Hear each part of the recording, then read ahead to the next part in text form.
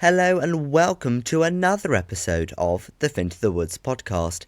Thank you to everyone who's been listening to all the episodes so far. I hope you've been enjoying them and have been enjoying listening to them and learning things, hopefully.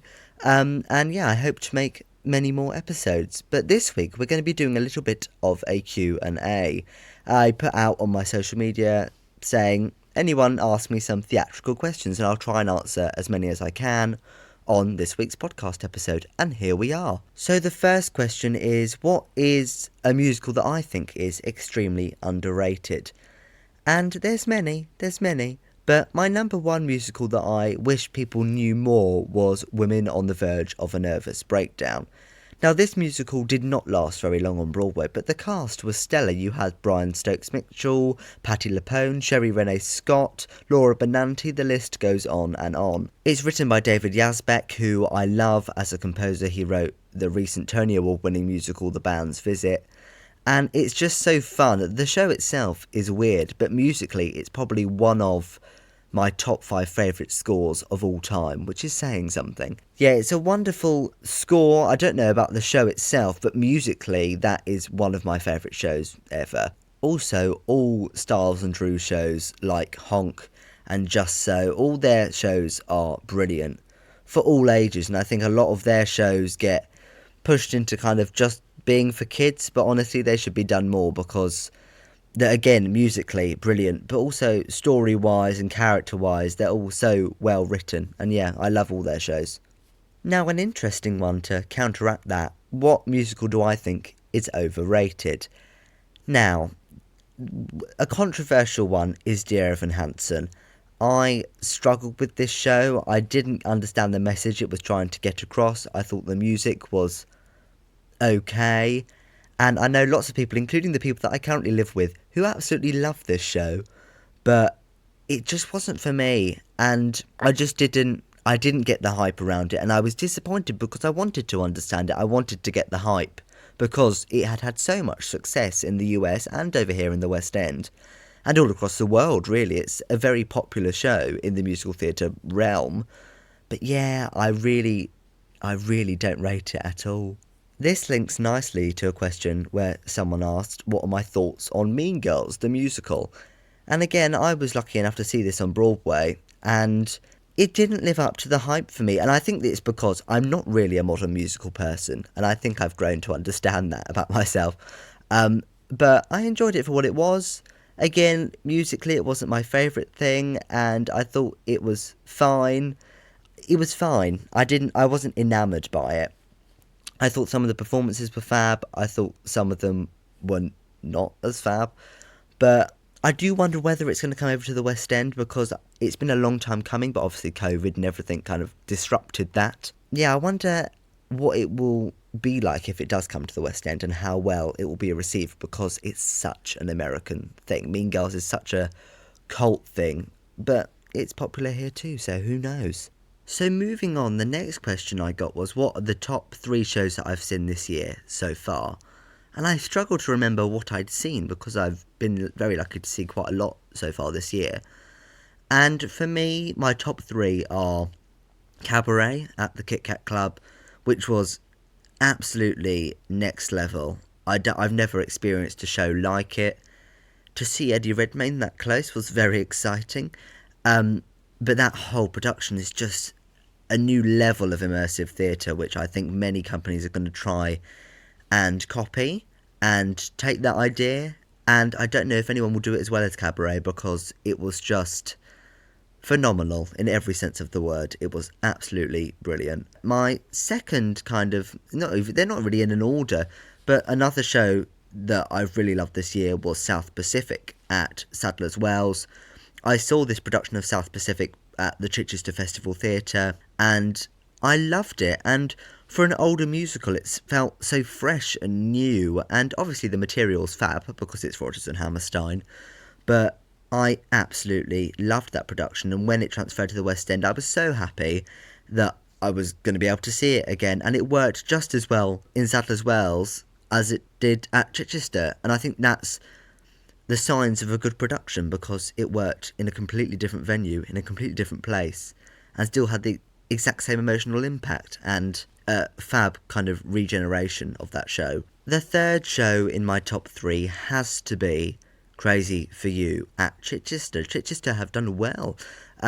This production, directed by the legendary Susan Stroman, who came over from the US to direct and choreograph it. She choreographed the original Broadway production, I believe.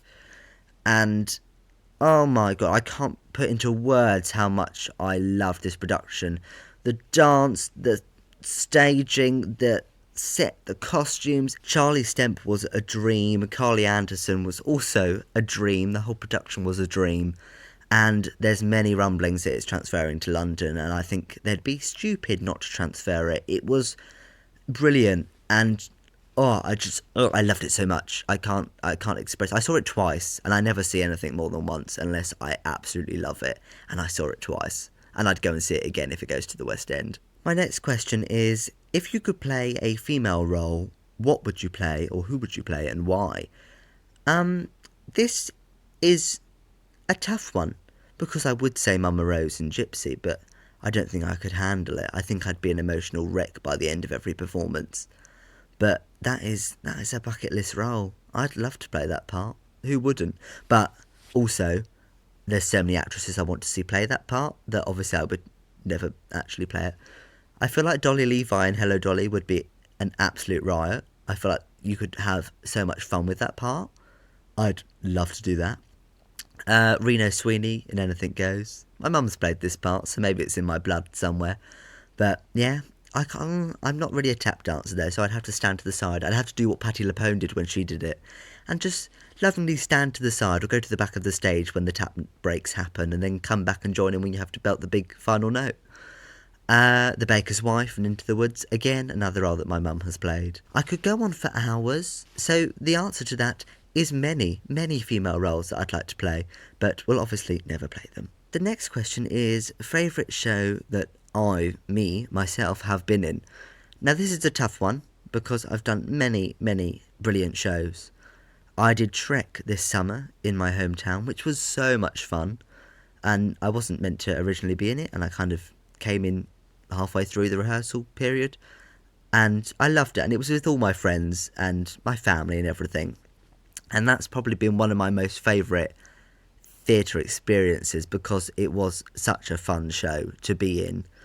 And I did cry on the last night, which is weird because I don't cry at anything. And I don't cry especially while I'm on stage, I never get that emotional. I cried at the end of I'm a Believer. I felt like a bit of a Wally. I loved that show. It was so much fun. I also did Wind in the Willows at school. This must have been about, 8, 9, 10 years ago. And I absolutely loved it. And I still love it. I played Ratty and it was great. I had such a good time. I had a lovely little hat, which I still have somewhere. It was great because Ratty was in everything. So I loved the fact that I was in literally everything. I had a song. It was brilliant. I'd play that part again if I got the offer. I would have said Chip in Beauty and the Beast, but that was the most uncomfortable thing I've ever been in. That trolley with the mirror across to make it look like I'm a floating head. So uncomfortable. I wouldn't wish that upon my worst enemy. Actually, I would. The next question is my favourite performance I've seen and why. And this is so hard. It's hard to pinpoint one performance that I thought was phenomenal, but there's a few that I really enjoyed. Charlie Stemp in everything. I saw him in Half a Sixpence and Hello Dolly on Broadway and Crazy for You recently, and he's just great in everything he does, and I think he's such a brilliant performer. And yeah, I will always go and see things that he's in because I know that it's going to be good. Leslie Kritzer in Beetlejuice. I was lucky enough to see her just before the lockdown in March 2020, literally about a week before. I could have been locked in America. Her performance in Beetlejuice was hilarious, and how she didn't get a Tony nomination, I will never know. But that performance as well really, really stood out for me in that production. Caroline O'Connor and Gemma Sutton in The Rink. I loved that production at Southwark Playhouse. It was great. And those two together were absolute fire. Their performances always stayed in my mind. And of course, Patti LuPone in Company, both in the West End and on Broadway. I saw her play Joanne, and she just commands the stage with such aggressiveness that you love her. And I know she's been the front of all the theatre headlines this week after giving up her equity card, which means supposedly that she can't perform on Broadway anymore, but I don't know how true that is. But yeah, she is an absolute kind of bomb of energy on stage. You can see why she's worked for how long she has, because she's just so unique as a performer. The best show in the West End right now, I mean, it has to be Cabaret. There's no competition to that. And also Back to the Future. If you want to go and see a new musical, go and see Back to the Future, because I really, really enjoyed that show as well. And that leads nicely on to the next question, which is, will & Juliet and Back to the Future succeed in the US? Now, this is the question I've been thinking about really since seeing both these shows in London, whether they will transfer that love that they've received over here over on Broadway. I think & Juliet has the possibility to, because everyone knows who Shakespeare is, and everyone knows the songs written by Max Miller, who wrote countless songs for so many pop stars, and the music in that show is brilliant. And I did enjoy it over here in the West End, but again, New York critics are harsh. They're really, really harsh. Harsher than some of ours are, and some of ours are really harsh. I do hope that & Juliet has a good life over there, because it's closing in the West End, and and it's got a great cast on Broadway as well. But yeah, I'm going to be intrigued by that. I think Back to the Future will probably do better. But then again, New York critics are harsh. New York audiences are harsh. You look at shows, so much stuff is closing on Broadway at the moment because no one's going to see it. And that's a mixture of many, many things. But one of the reasons is if a show gets bad reviews or a show isn't doing well, people aren't going to bother to go and find out for themselves if they like it or not. They're just not going to go. They're just not going to go. And that's why I think shows like Andrew Lloyd Webber's Cinderella, now renamed Bad Cinderella, which is opening on Broadway, will probably not last. It might last a few months, if that. I don't think US audiences will like it. I really, really don't. So I think with anything that ever transfers to Broadway, you always have to be quite careful, because, like with anything, you never know how it's going to be received. But I think at the moment it's extremely risky to transfer anything. But I wish both shows luck, because they're both good shows and they both deserve good audiences. So fingers crossed they do well. Now the next question is an interesting one. It's, what is my favourite musical film, and do I think that any musical films are actually better than their stage counterparts? My favourite musical film, I have many. The Annie 1997 adaptation with Audra McDonald and Kathy Bates, etc., which I spoke about a couple of weeks ago. I love that film. I think it's brilliant. The original Annie is also fun, if not a bit weird, but Anne Reinking is the saving grace of that film. I also adore Hairspray, which leads nicely onto the next bit of the question, because in some ways I do think the film of Hairspray is better than the musical, as in the musical film, because it was originally a film in the 80s, I believe, without the music, and then the musical itself got an adaptation in the noughties. It is a brilliant film. That cast, Michelle Pfeiffer, John Travolta, Nikki Blonsky, Amanda Bynes, James Marsden, there's so many people, Queen Latifah, I'm going to forget people, it's going to annoy me, but it's such a fun film and such a well done adaptation. I do prefer it to the musical. I have seen the musical quite a few times on stage, and yeah, I think the film trumps it, to be honest. And Dreamgirls as well. I love the film of Dreamgirls. That's such a good film. I will watch that over and over again. I think both the film and the musical itself are quite different, and I love them both equally. Favourite tap number? Now, there's so many to choose from, but the obvious one is Anything Goes, especially the recent production with Sutton Foster. The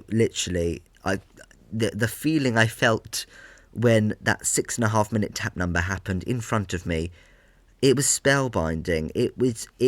To have that, it's the technicality of tap fascinates me, and everyone has to be so in time with each other, especially in a big West End production, because if one person goes wrong, you will notice, because it's the rhythms in the music, and everyone's so in tuned with each other. It was the same when 42nd Street was in London too. The big bit when the stairs come out and they all tap on the stairs, and that level of precision is so blinking impressive. And I am a sucker for a tap number. If there's a tap number in a show, I'm probably going to forgive any other issues with that production because I just love tap numbers. Another great one, what is my favourite musical number of all time? Now, over on my TikTok a couple of years ago now, that makes me scared, I did the Finn to the Woods Top 50, where I went through my 50 most favourite musical theatre songs of all time. And my number one, and still my number one, is The Music and the Mirror from A Chorus Line. Now, there's many reasons why I love this song. The main one being the dancing. I love the dance break in that song, and I love also the fact it gives the chance for that actress to belt out those big notes and just give it her everything, because Cassie is fighting for her life at this point, really, in the show, and you've got to convey that emotion in that song, and I just love everything about it. It's so brilliantly written. That will forever be my favourite musical theatre song, because if that song is done well, it's heavenly. I think I've seen dodgy versions of Music in the Mirror, and I've seen some phenomenal versions like Donna McKechnie, the original Cassie, and Charlotte Dambois, who did it in the recent Broadway revival. Wasn't recent, it was like 12 years ago. But anyway, she was brilliant too. There's so many good versions. Look it up on YouTube and watch them, because it's worth your time. Should Angela Lansbury have a Broadway theatre named after her? The simple answer is yes. Honestly though, rename the Majestic the Lansbury, because I know there's been a campaign for Hal Prince to have that theatre, so maybe we'll let him have that theatre named after him. Someone needs to find a Broadway theatre that we can call the Lansbury. Find me one with a dreadful name and we'll call it the Lansbury. Or a theatre in the West End, or maybe both. I think both. Now this is a bit of a two-in-one, because someone asked me what my opinion is on celebrity stunt casting, and someone else said, can Into the Woods on Broadway maintain its presence with stunt casting a la Chicago? And this is something I've talked about before over on my blog. It's an interesting one, because I think stunt casting is great if the person is talented. And especially, there's a difference, I think, between theatrical stunt casting and celebrity stunt casting. So theatrical stunt casting, for me, is putting someone like Bonnie Langford, who is a well-renowned performer in the industry, but has also done stuff in other areas, including TV. So she has that following from somewhere else apart from theatre, but is primarily a theatrical actress and performer and dancer and singer. So I think when you cast people who are known for theatre who have done other stuff, that's a completely different kettle of fish to when you cast Ashley Roberts in Waitress, when she is known for being an actress, she's known for being a pussycat doll. But then you look at Chicago, which has been running for, 25 years this year, and they've had the most bizarre people do it. Mel B did it, Wendy Williams has done it, and Pamela Anderson did it recently, but apparently Pamela Anderson was brilliant. So again, it depends on who you cast, and it depends what you class as stunt casting. I do disagree with it on a lot of levels, especially if the person isn't up for the job, and I know that happens quite a lot of the time, and that's what really frustrates me, because there's so many people, so many talented people coming out of drama school and who have been in the industry for years and years and years, who should be getting those roles but aren't, because they want someone from the Pussycat Dolls, or they want someone from the Sugar Babes or something to be in the show or the tour or whatever. And that really frustrates me when there's so many talented performers out there. But then again, if it's what I call theatrical stunt casting with someone like Robert Lindsay or Bonnie Langford or along that line, then I think it's fine, because they've got the star power, but also they've got theatrical experience, Tony Awards and talent. The next question is, what book, movie or play would I like to see adapted for the stage? And you know what I'd like to see adapted for the stage more? Murder mysteries. One of my favourite shows of recent years that I've kind of discovered is Curtains, the musical Curtains by Kander and Ebb. And that's a full-on murder mystery, and it's so much fun. And I'd love to see Murder, She Wrote as a musical. I think that would be great. Or Agatha Christie, a Miss Marple musical, a Poirot musical. Because I think everyone needs a little bit more murder mystery in their lives, and especially if it's got a tap dance and a big belty number in it. Who doesn't want that? My favourite Elphaba. Now, I've not seen many Elphabas. I've seen two, and I can't remember who one of them was, but the other one was Rachel Tucker. And for me, my favourite Elphaba, from what I've seen online, will forever be Jessica Vosk. I love that woman. I saw her in concert this year, and it was mind-blowingly good. And her voice is just like none other. It's such a unique tone she has to her voice. And I don't know what she was like herself, but really, because I've only seen clips of her doing the big songs. But I love her, and I love her singing. I also love Rachel Tucker herself, but I think she's brilliant. And obviously, Idina Menzel will always have a special place in everyone's heart because she was the original. But is she still the best they've ever had? Who knows? Also, Stephanie J. Block was a brilliant Elphaba, and Louise Dearman. Yeah, there's quite a few, really. What shows are most ripe to be revived? And I think the obvious answer here, for me, is The Wiz. I love The Wiz. It's this Motown take on The Wizard of Oz, and the music is brilliant, and it hasn't been on Broadway for about 30 years, I want to say. Maybe 40. I think maybe 40 is pushing it. It might be 40. But it's in desperate need of a Broadway revival. It was in Manchester this year, which I didn't really get to see because I don't really live close to Manchester. And it's such a shame it didn't have further life because I would have loved to have seen it because it's one of my favourite shows, again, musically. And yeah, it's in desperate need of a revival and desperate need of being reintroduced to new audiences. And I really, really, really hope it happens soon. I also think they're going to revive Maine at some point soon because, especially after the passing of Angela Lansbury, I think they'll do it kind of in her honour. Who will play Mame is the big question. It could be Jane Krakowski, it could be Donna Murphy, it could be anyone.